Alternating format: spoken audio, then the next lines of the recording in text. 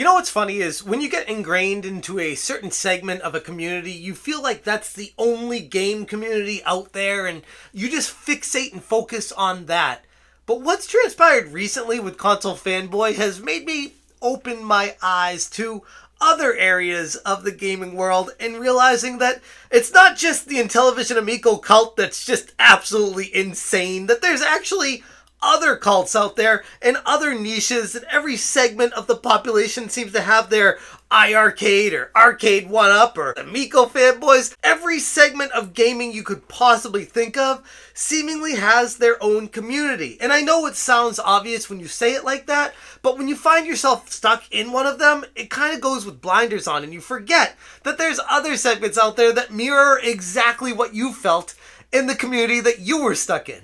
What's going on, guys? Welcome to another episode of Smash JT, and I have to bring this to you because it just stopped me dead in my tracks this morning. I was getting ready to go take a shower and start my day, and I got this notification from YouTube that KonsoleFanBoy uploaded a video, and I usually watch his stuff. He's a very entertaining YouTuber. He's very small for how good he is. I'm surprised he hasn't blown up yet, but I think it's just a matter of time. I will link him in the description below to check him out. He shows a lot of passion for what he does, and that comes through on his videos. It's not just these epic takedowns of other people. It's fantastic works of art. Sometimes he puts a song together and music and all these things, and it's the kind of thing that it's good to expand your horizons on YouTube and find new channels out there. And this guy is definitely one of them. And I want to give him a shout out, not just because I enjoy his stuff, but because nobody should deal with what he just dealt with. Hit that subscribe, give me a like, and check out SmashJT.com for my full article breaking down this insane death threat situation between a YouTuber named Brooklyn Menace, who I've never heard of before, and him going at KonsoleFanBoy. And this is something that started out as just a small, bitter back and forth banter between the two of them. This guy and most of the iiRcade community don't like KonsoleFanBoy because he keeps it real. Kind of like me, and there's a lot of people that don't like me because I speak my mind on stuff. If there's something I don't think is right, I'll make a video and say, hey, I don't think that's right. Here's why, here's my reasoning. Let's have a conversation about it. KonsoleFanBoy takes it one step further sometimes and puts it into a song, and I mean, it's just epic. Meanwhile, in the background, baby, at games is building the Death Star. The Death Star. Meanwhile, in the background, baby, I'm about to reveal the best part. The Papa Brad's not smart. No, no, no. The song he put together made this entire situation spiral out of control because there are some people on the platform that just can't handle reality, can't handle the negativity, can't handle someone talking about them in the not greatest light. And if you can't stand the heat, get out of the kitchen. And KFB, or KonsoleFanBoy, is a well-known name in the iiRcade circles. And yes, it's a smaller circle on YouTube, just like Intellivision Amico, just like Arcade 1-up, just like Atari. Like, there's all these tiny little niches of these retro-themed or individual arcades or pinball machines. There's a community for each of them, and it blows your mind if you actually dive into it, because the YouTube algorithm doesn't show this stuff to you unless you search it out yourself to find out more about it, and then this entire world opens up. And with this particular situation, KFB put together that song, and Brooklyn Menace did not take very well to it. Brookie didn't take it lying down. He fired back with a rant in a recent stream, and this rant kind of goes off the rails, and watching him, you can kind of see right through his eyes that there's nothing going on behind him there. It's almost like this unhinged dude that's just like so angry, and he doesn't have the intelligence to fight back. It kind of reminds me of the Rexer show when he came at me that one time and was like, I don't watch his videos, but I don't like him because he's not a good person. It's like, you can't say that unless you watch my videos, okay? You have no ground to stand on. And now you're going to go and you're going to trash him. And I don't watch the videos he does. I'm not going to. So Let me get this straight, buddy. You started your podcast off with the Batman movie that you didn't watch. You moved on to an arcade one-up topic, and then you moved on to basically trashing me. It amounts to trashing me, but you admit that you haven't watched my videos. What are you basing this opinion off of? I have to get this from hearsay, but I do see the thumbnails. And so you are forming an opinion on a YouTuber based off of hearsay and thumbnails and refusing to watch the content to make up your own mind. I'm pretty sure that tells us all we need to know about who you are as a human being. Someone that's easily misled. But just take a listen to what Brookie has to say about KonsoleFanBoy right here. You're an embarrassment, dude. So we're going to spare you. You don't want to get into a YouTube war with me, and I don't want to get into one with you. Because I promise you, I'll introduce you to a whole new world. I would give it maybe 2 days before you'd never show your face on YouTube again.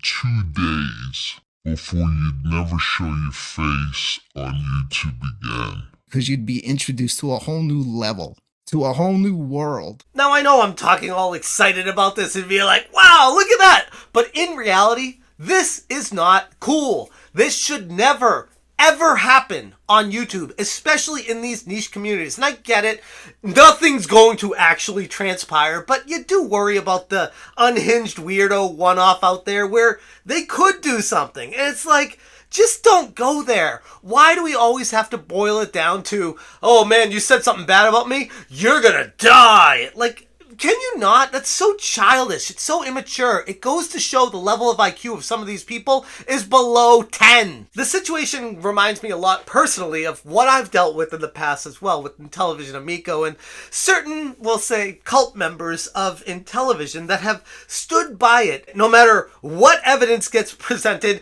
showing off that the company is completely fraudulent. No matter what happens that transpires to prove otherwise, they stand their ground because they don't want to be wrong. It's like the sunken cost fallacy where they've put so much emotion into the success of this brand that they just have to completely stick to it because otherwise their entire life is a lie.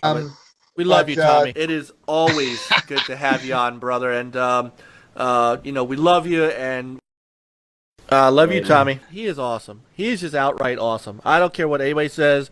Everybody can downvote us. They can leave nasty comments. I love Tommy. The entire YouTube platform is filled with people like this, and some might argue I used to be one of them, but I snapped out of it. I used to think Tommy was cool and that he was onto something until I realized, whoa, no, this is not what I thought it was. And yeah, it was probably a little too late, but that's because I was so close to the issue that I couldn't see the forest for the trees. I just thought Tommy knew what was right, and I realized after the fact that I should have never been that way. And in doing so, I feel like I grew a lot. And I look at some of these other people and I'm just like, bro, grow up. Like, what are you doing with your life? This is what you're fixated on. This is what you're focusing on. This is what you build your entire life around. Come on now. The world of YouTube and online gaming communities like iiRcade truly showcase the diverse levels of intellect and personalities. YouTubers hail from every imaginable background, bringing a wide array of intelligence levels and thought processes to the table. This spectrum is vividly displayed in these gaming circles, where you can encounter brilliant strategists and insightful commentators, alongside some of those whose actions and words sometimes defy logic, to put it nicely. Most people that I've dealt with on this platform are perfectly fine, but then once you start drilling down to these niche communities, these people start standing out and you're just like, holy crap! If YouTube required a bare minimum IQ to have a channel, many of these people in these niche communities wouldn't have a platform. And that's kind of the ironic thing about YouTube, is it allows you to broadcast yourself to everyone and let the audience realize if you're a smart person or if you're a complete moron just by watching you and seeing what's this person thinking about and how are they packaging it to me, the viewer, so that I can consume it. It's a unique aspect of the digital age. Without the internet, many of these individuals, especially those exhibiting less than stellar judgment or downright absurdity, would remain unknown to everyone.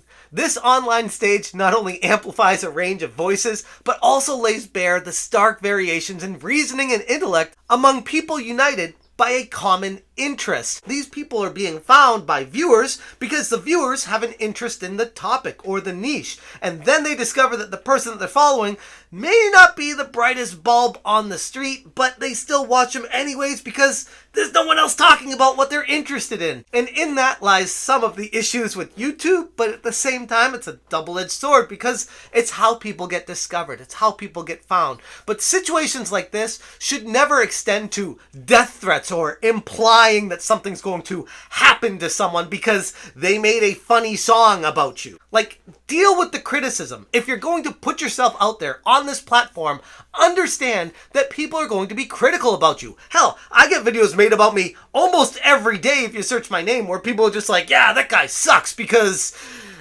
he sucks. Like, okay, great, that's your angle. Have at it, bro. My point is, I show people who I am with my videos. People can extrapolate whatever the hell they want out of that, but at the end of the day, I understand by putting myself out there, it's going to draw some criticism. That's what happens. Many of these smaller channels out there don't think that criticism would apply to them because they're small channels and people shouldn't make fun of them. But at the end of the day, the truth stands firm that no matter what size you are, if you put yourself out there, you will be criticized. Deal with it, take it, suck on it, but don't put death threats out there. That's just so beyond outlandish that I can't even. And the type of person that does this is never going to go anywhere on the platform. I'm going to leave it there. Check out KonsoleFanBoy. I'll put a link for his channel in the description below. Also, I'll link this article in the description below. Thank you so much for watching, and as always, you stay smashing. Meanwhile, in the background, baby, at games is building the Death Star. The Death Star. Meanwhile, in the background, baby, I'm about to reveal the best part. The Papa Brad's not smart.